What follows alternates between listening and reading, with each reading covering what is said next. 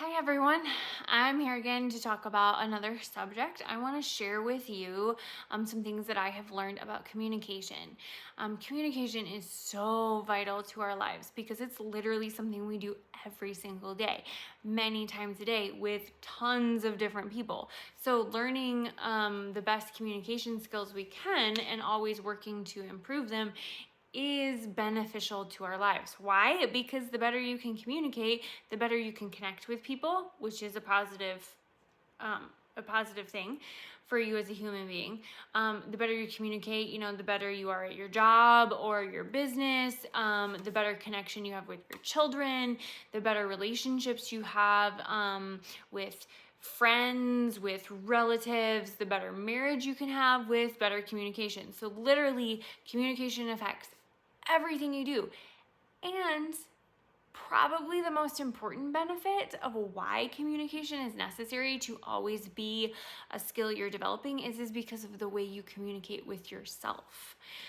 Self-talk is literally the most important conversation that you can have because it impacts how you communicate with others, how you act, how you behave, the choices you make. Every piece of your life can be affected by the way you talk to yourself. So communication is vital. Let's talk about self-talk first. So self-talk is, again, essential because you hear yourself the most. The way you talk to yourself matters. You hear you. Not only do you come up with the thoughts in your head and say them, but you also hear yourself say them. So how you talk is critical because you somewhat hear it twice. So you are wiring your brain every time you talk to yourself to say, this is how we're gonna act and think and behave, and you're doubling it up to reinforce it because you hear yourself say it then.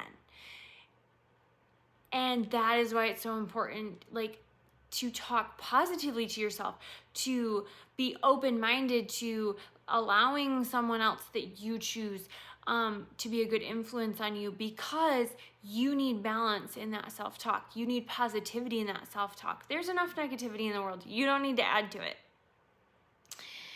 Focus in on your self-talk being who you want to be, how you want to act, what habits you want to change.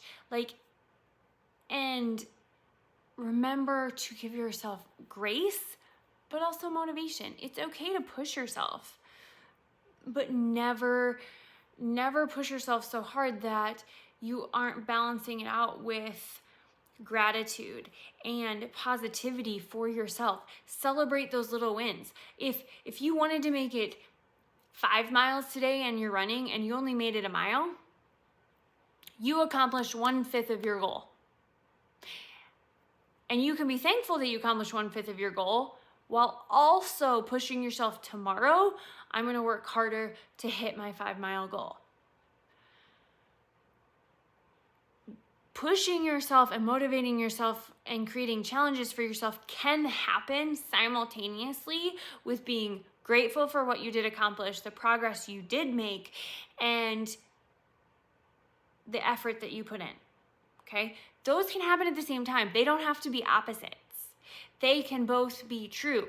I can be grateful I made it a mile while still pushing myself to say, okay, what do I need to do to make it 5? Because I want to hit 5 and I'm going to push myself to hit 5.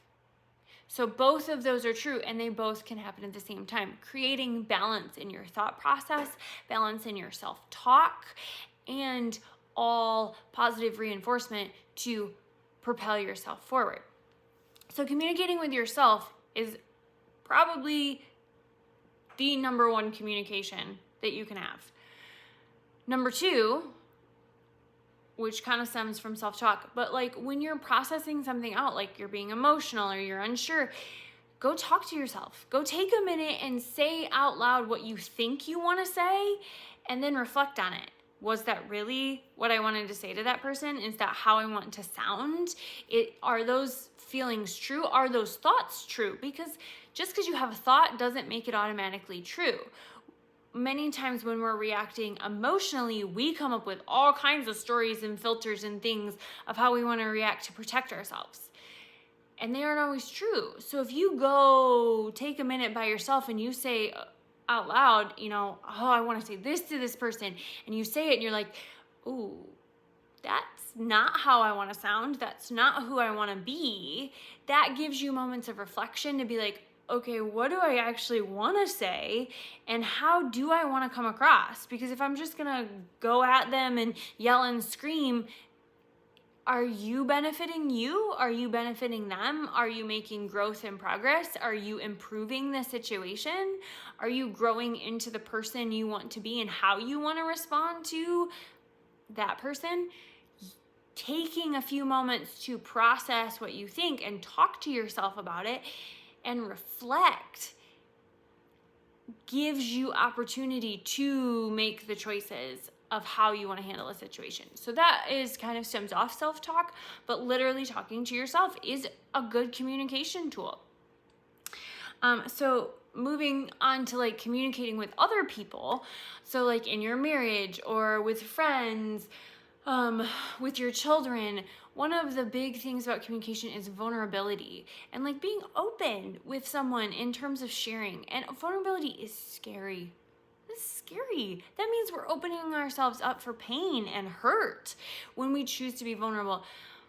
But the connection that you can make with someone by sharing what you're thinking, how you're feeling, what you see in an open manner, allows them to do the same. And that gives you a connection with that person that you might not have had because of that. This happened very thoroughly with my husband and I when we rebuilt our relationship and our marriage, of choosing to be vulnerable. And it was one of the, on the long list of terrifying things, it's definitely on there. We had divorced. I was scared. This man, I had given him my heart once and he'd broken it. What made me think he wasn't going to break it again? And it's like, okay, well, there were all these things that we were doing to rebuild trust with each other that if I chose to focus on those, then I could be vulnerable with him and continue to grow. If I chose to focus on the past and the fact that he'd broken my heart and hurt me before, then I was never going to get to the result that I wanted of putting my family back together.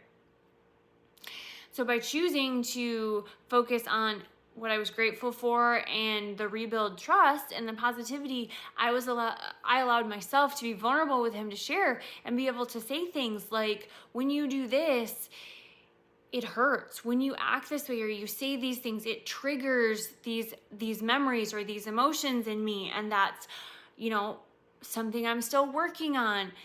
And he could then share, triggers he was dealing with or emotions he was dealing with. And we had never done that in a calm manner before. It was always yelling and accusing each other and blaming them that it was somebody else's fault. When in reality, we just wanted to connect with each other. So being vulnerable allowed us to have that connection. And that's true even in parenting. There are things that I am vulnerable with my son over, of like, I own when I screw up. When I make a mistake, when it comes to parenting and I realize that I've screwed up, I go to my son and I apologize. Hey buddy, mommy made a mistake. I should have handled that differently, and this is how I wish I would have handled that situation. I apologize for not giving it my best, or I apologize for it causing hurt, or whatever it is. But I talk to him about how I want to improve and do better next time and acknowledge that I made a mistake, because I want him to be able to acknowledge that and be able to go to someone vulnerably and say, hey, I screwed up. And this is how I'm going to do it differently next time when it happens, because I care enough to grow and not repeat this. And I want to be that example for him. But if I'm not willing to be vulnerable myself, I can't teach him to take ownership and responsibility for his actions.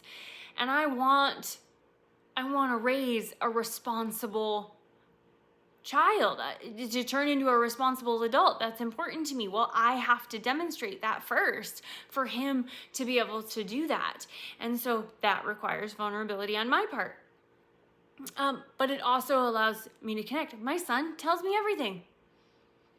And I'm proud of that for myself, because there were things I didn't want to share with my parents because I didn't feel safe to share them with them. And I want my son to feel safe sharing with both his dad and I anything.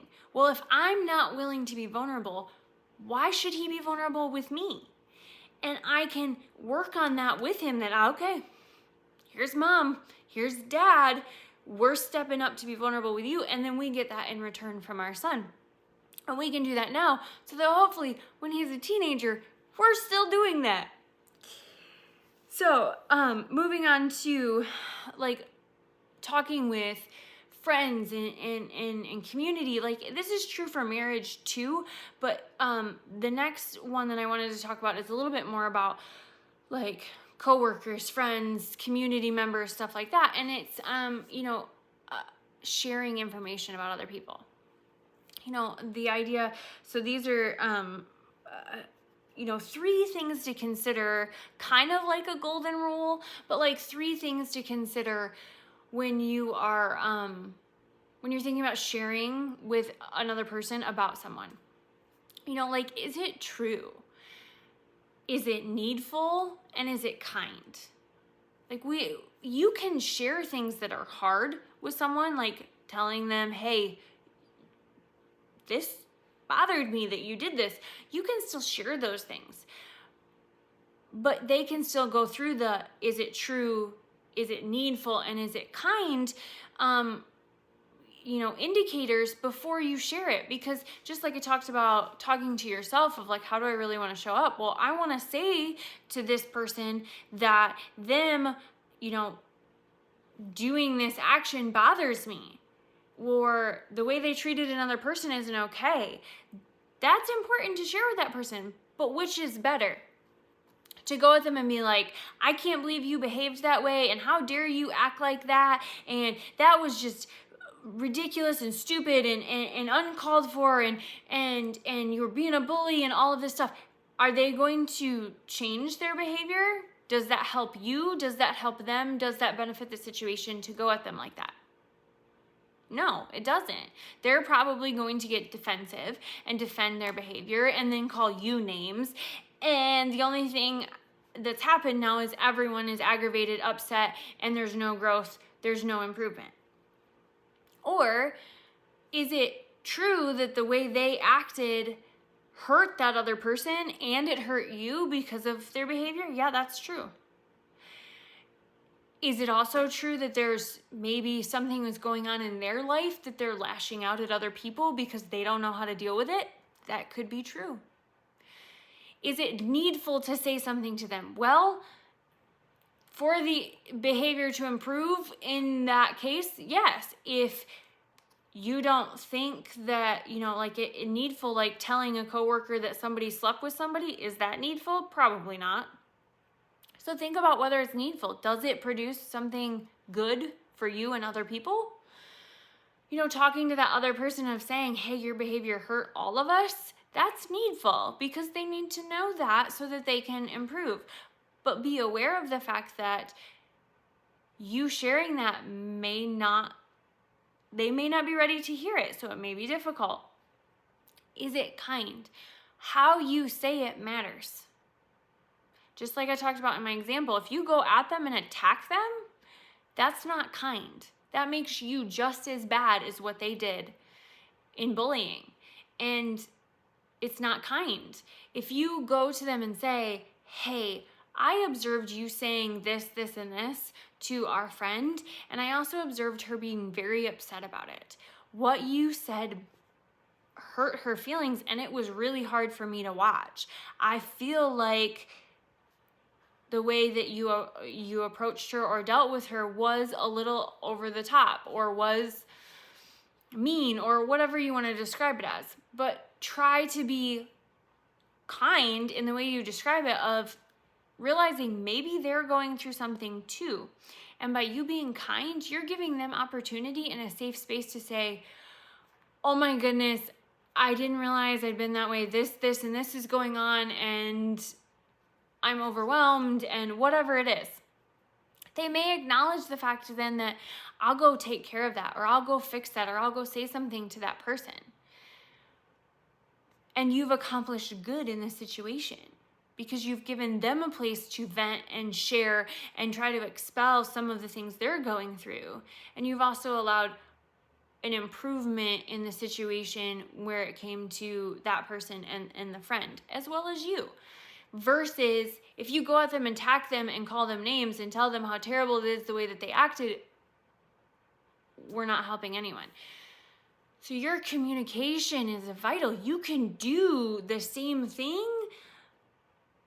by, checking yourself. Is it true?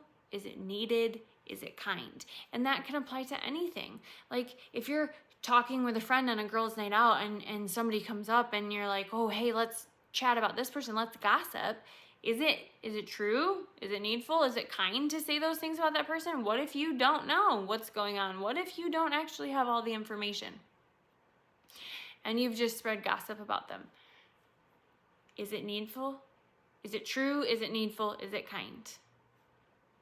When you talk to someone, about someone, with someone, those 3 rules truly can affect the way that you communicate and the way you approach other people. They're essential to positive communication, building connections with other people in every area of your life. It creates safe environments for people to connect with you in, and we are human beings who are built for connection. So use these 3 tools in your communication and implement it daily, because the connections that you have in your life, friends, family, marriage, work relationships, can all benefit from running your communication choices through, is it true? Is it needed?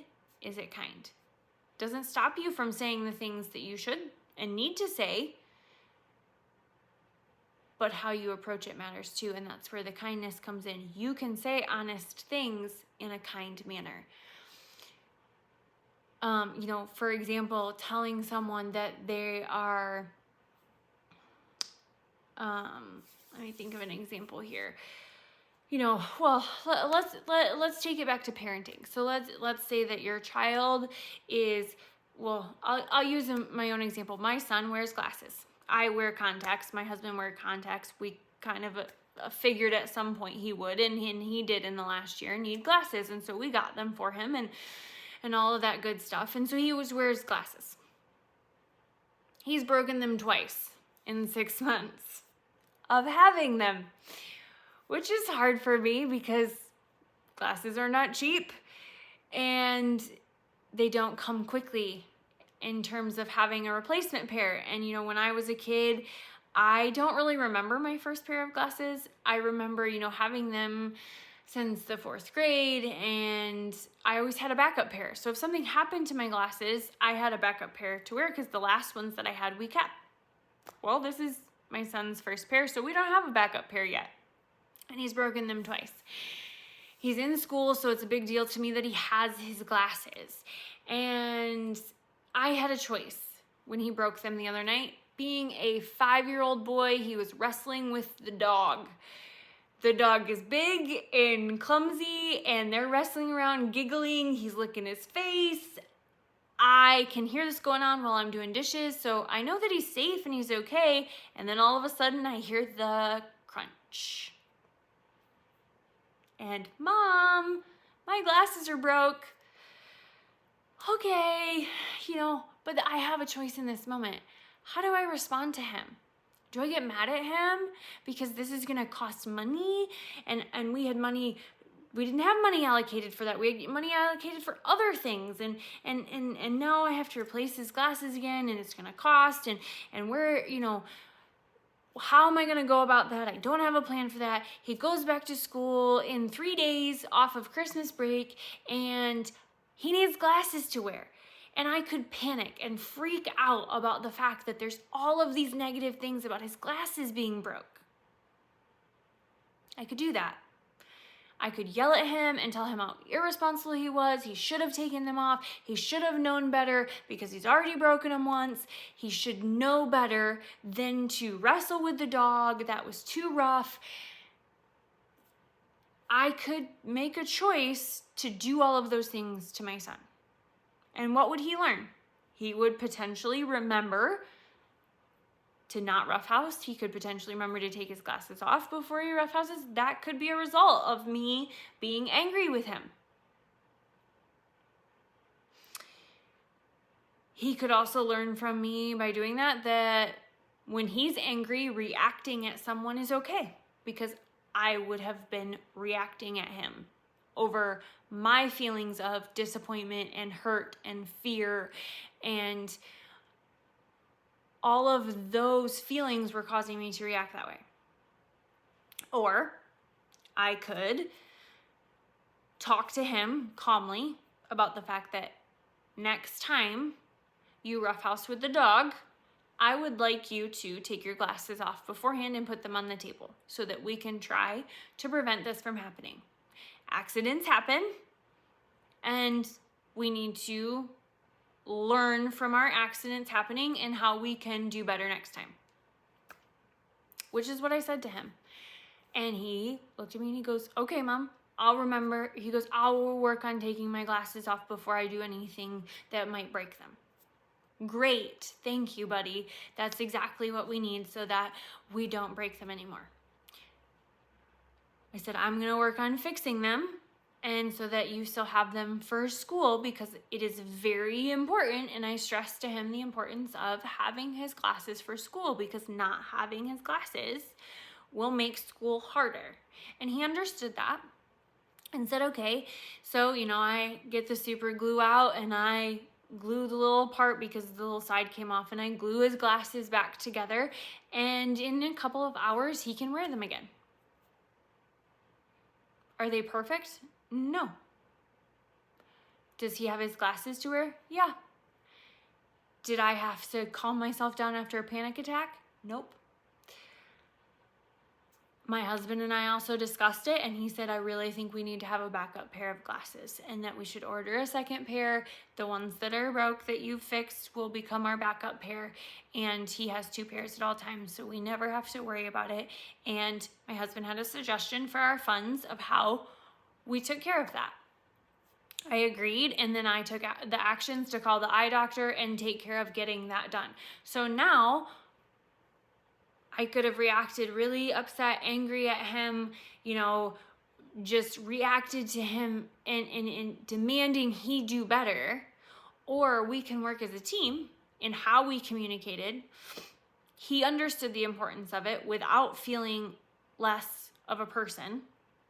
He understands the actions to take differently so that he gets different results and still has nice things. My husband and I discussed problem solving, how this issue wouldn't continue to happen for us. And then we took actions to put that in place. Reduced stress. That better communication allowed us to connect, work as a team, to feel good about working as a team. So something like my son's glasses breaking, which is a big deal. It sucks. I don't want to have to deal with that. It sucks. But it also allowed for the 3 of us to work as a team, to learn from it, to make different choices so that we could improve life and it not happen the same way again. And that better result is something that I can be grateful for, because 5 years ago, my reaction, when I didn't know how to handle my emotions, I didn't know how to do it any differently, when my communication sucked, I would have reacted. I would have had a panic attack. I wouldn't have known what to do. I would have saw all the worst case scenarios, and my brain would have spiraled out of control into what if, and I would have been down the rabbit hole of terrible, when in reality, my son's a typical 5-year-old boy and he broke his glasses. And we just needed to communicate clearly and openly about it so that he learns from it, I learn from it, my husband learns from it, and we go about it differently.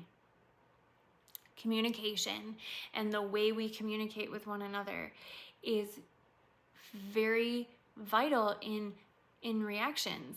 I mean, if I were to look at the option of 5 years ago and reacting, something like small like that would happen, and my husband and I would both get triggered and we'd get angry, and we'd be fighting for 2 days over something. We would have forgotten by the end of the fight what we even started the fight, because it never would have been about what it was actually about, because we weren't communicating clearly.